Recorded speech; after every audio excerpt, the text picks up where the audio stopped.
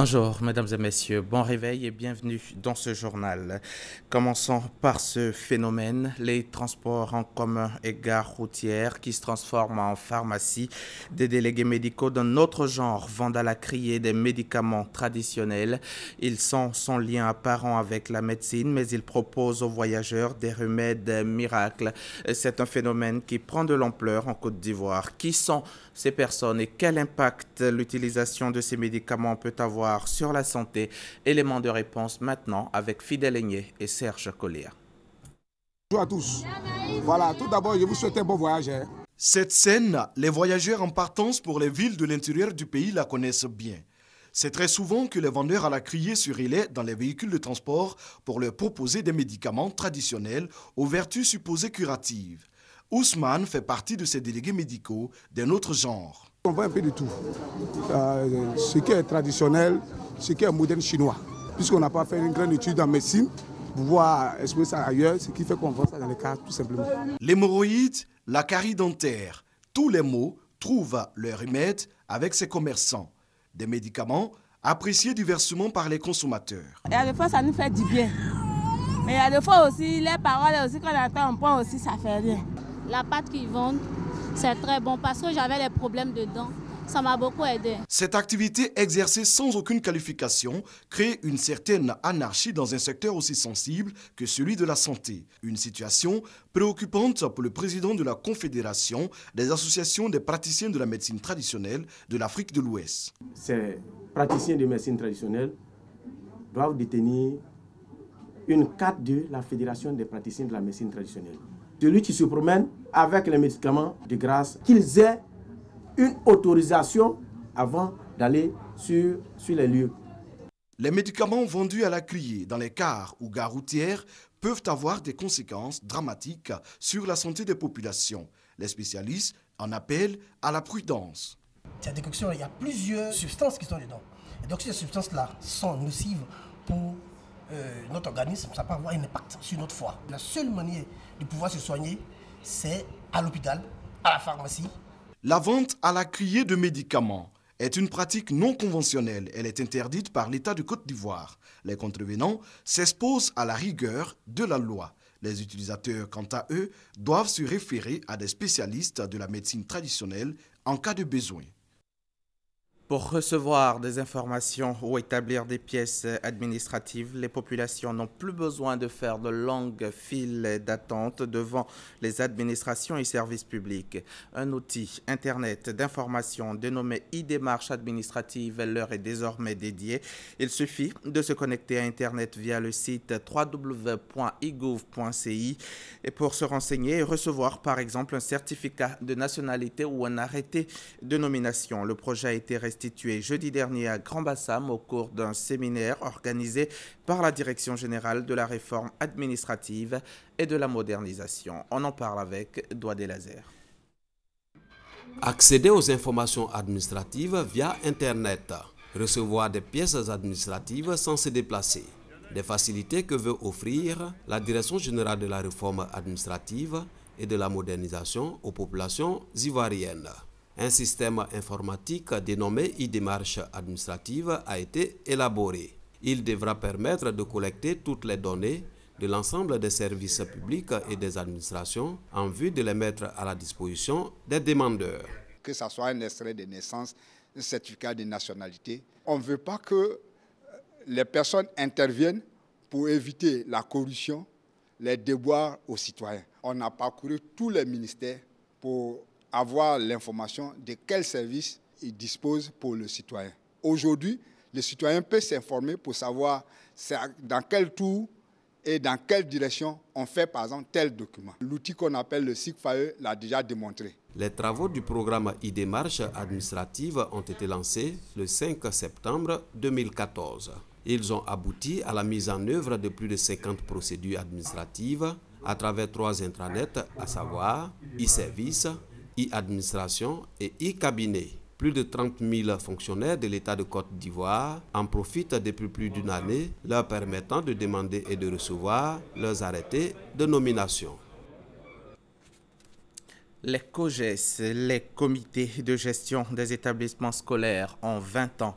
Une cérémonie de lancement des festivités marquant l'anniversaire de ce comité a été organisée jeudi dernier au centre pilote de Port-Bouët en présence de la ministre de l'Éducation nationale, Kandia Kamisoko Kamara. Objectif de cette cérémonie, faire le bilan global de l'implication des COGES dans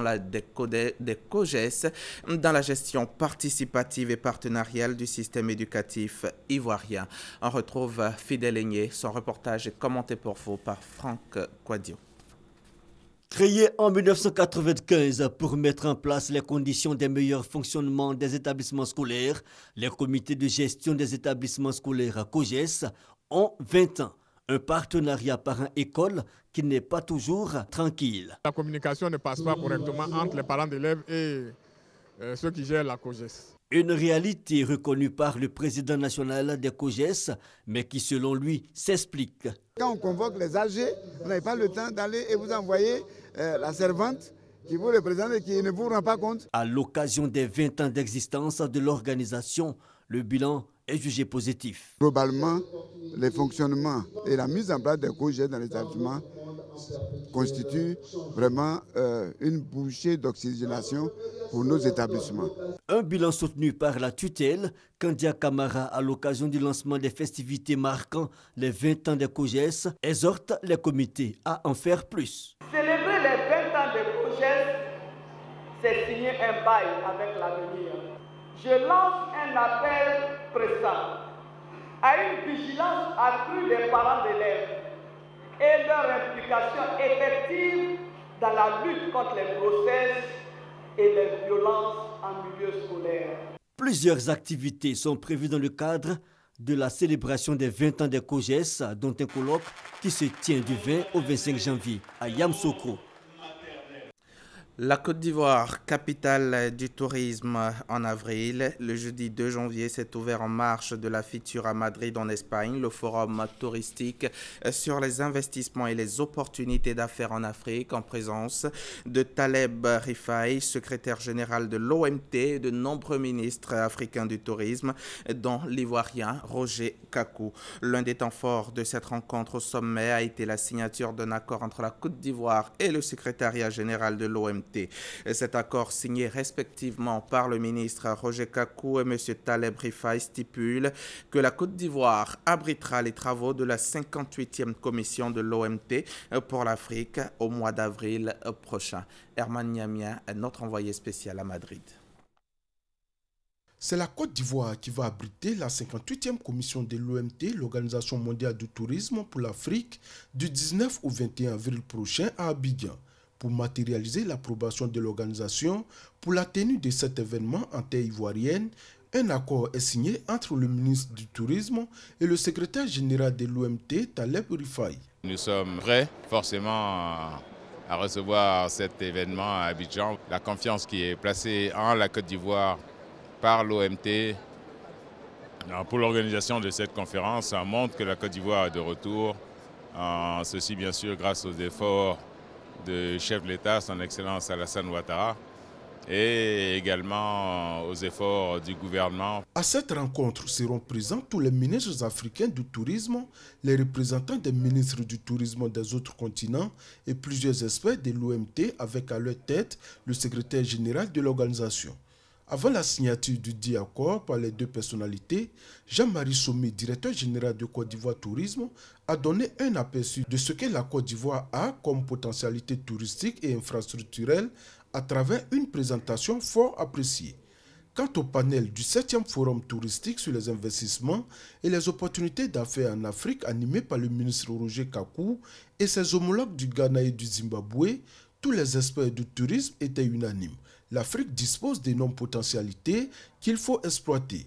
Cependant, le tourisme pouvant être le moteur de son développement socio-économique, un accent particulier doit être mis sur le développement des infrastructures.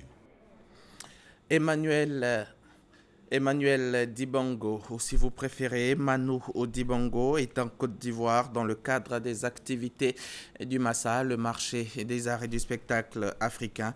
Il a reçu à cette occasion les honneurs de l'État de Côte d'Ivoire.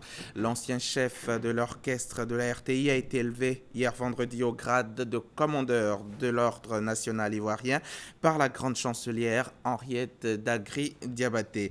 Balié et Blésiré Camille, ancien journaliste culturel à la RTI, et deux autres pionniers de l'orchestre de la RTI ont également reçu des médailles. Le reportage est signé Serge Coléa et Ange Martial Eouradé.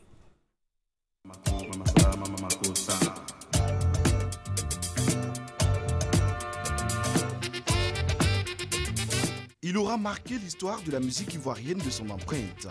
Manu Dibango a façonné des artistes ivoiriens avant d'exprimer son talent à travers le monde entier. Le père de la world music est en Côte d'Ivoire dans le cadre du Massa, le marché des arts du spectacle africain.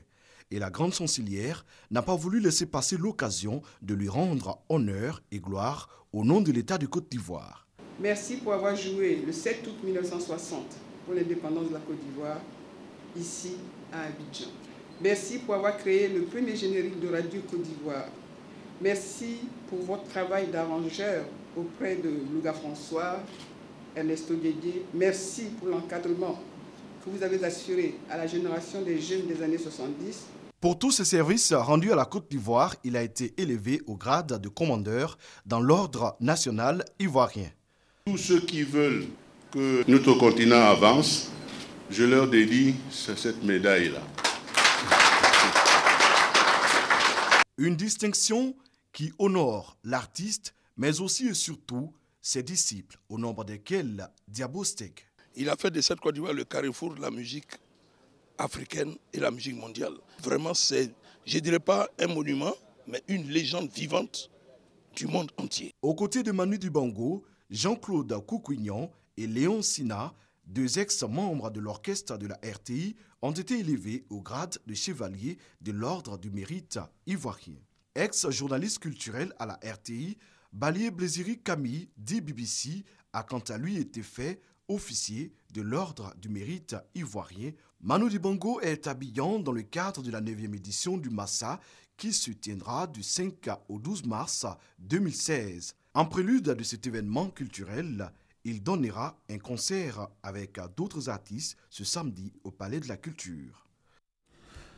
Les ambassadeurs du Conseil de sécurité de l'ONU sont arrivés jeudi à Bujumbura, au Burundi, pour tenter de persuader le gouvernement d'ouvrir un dialogue avec l'opposition et d'accepter le déploiement d'une force de l'Union africaine. C'est la deuxième visite des 15 ambassadeurs en moins d'un an au Burundi. Une délégation du Conseil de sécurité de l'ONU est arrivée jeudi à Bujumbura, la capitale burundaise. Elle s'est fixé deux objectifs: mettre fin au dialogue de sourds entre pouvoir et opposition, qui dure depuis plusieurs mois d'une part, et d'autre part, convaincre le pouvoir burundais à dire oui au déploiement de 5000 soldats africains dans le cadre de la MABROPU, la mission africaine de prévention et de protection dans le pays. Si l'opposition se réjouit depuis l'annonce du déploiement de cette force africaine, ce n'est pas le cas du camp du parti au pouvoir. Bujumbura et les pro-gouvernementaux voient le déploiement des 5000 soldats africains comme une force d'invasion. En attendant, les discussions sur la force africaine devraient être au menu du sommet de l'Union africaine qui va se tenir les 30 et 31 janvier prochains. Le Burundi est plongé dans la crise depuis l'annonce de la candidature du président Pierre Nkurunziza à un troisième mandat controversé. Depuis lors, les violences ont fait plus de 400 morts dans le pays et contraint à l'exil plus de 200 000 personnes selon l'ONU. Et on l'a appris tôt ce matin, après cette visite qui n'aura duré que 24 heures, les positions des uns et des autres n'ont globalement pas changé. Pierre Nkurunziza, le président burundais, a balayé du revers de la main tout déploiement de troupes de protection pour protéger des civils comme l'envisageait l'ONU et l'Union africaine. Le mouvement de contestation sociale s'intensifie en Tunisie. Un couvre-feu a été décrété vendredi dans toute la Tunisie après plusieurs jours de manifestations d'une ampleur intense depuis la révolution de 2011. Le Premier ministre Habib Essid, depuis la France où il est en visite, annonce que la situation est actuellement maîtrisée. Un conseil des ministres exceptionnel est prévu pour aujourd'hui samedi. Le point de ces manifestations avec Michel Digré. 5 ans après le renversement de l'ex-président tunisien Ben Ali, les manifestations contre la misère et pour la justice sociale sont parties de la région défavorisée de Kasserine suite au décès samedi d'un jeune chômeur. Le mouvement s'est propagé à de nombreuses autres villes et a été marqué dans la nuit du jeudi par des violences dans le Grand Tunis. Ça a commencé vers 19h30. Les gens qui sont descendus avaient entre 14 et 20 ans. Il n'y avait pas d'adultes qui manifestaient pour demander des emplois. Ils sont sortis pour voler. À ce moment-là, il n'y avait pas beaucoup de policiers. Après, des renforts sont arrivés.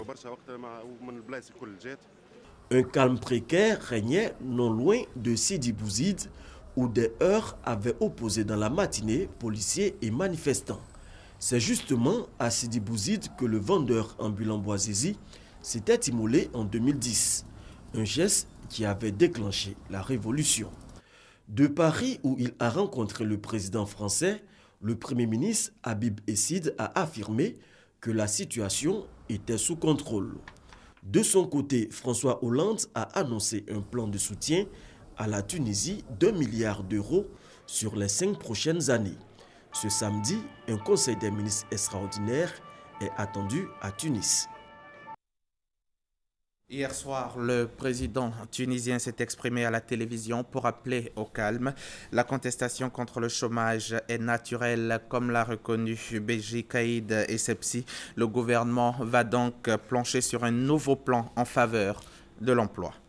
Le président du Conseil électoral provisoire en charge de l'organisation des scrutins en Haïti a annoncé hier vendredi le report des élections prévues ce dimanche pour des raisons évidentes de sécurité suite aux manifestations de l'opposition. La neige tombe sans discontinuer sur le nord-est des États-Unis. La tempête doit durer jusqu'à dimanche au matin. Quelques 80 millions de personnes sont priées de ne se déplacer qu'en cas d'extrême urgence. On attend jusqu'à 1 mètre de neige et des vents allant jusqu'à 90 km/h. Depuis que l'état d'urgence neige a été décrété hier vendredi au soir dans la capitale des États-Unis, les rues étaient presque désertes. La neige a commencé à ensevelir Washington à la mi-journée. Les aéroports de toute la région sont bloqués jusqu'à demain dimanche. Plus de 5000 vols ont été annulés. Le métro est fermé pour le week-end et les magasins ont été dévalisés par les populations. De l'autre côté de la frontière, au Canada, une fusillade a éclaté vendredi dans un lycée, la collectivité amérindienne de la Loche, dans le centre du pays. 4 personnes ont été tuées. Le suspect a été interpellé. Fin de ce journal. Bon week-end sur la chaîne qui rassemble.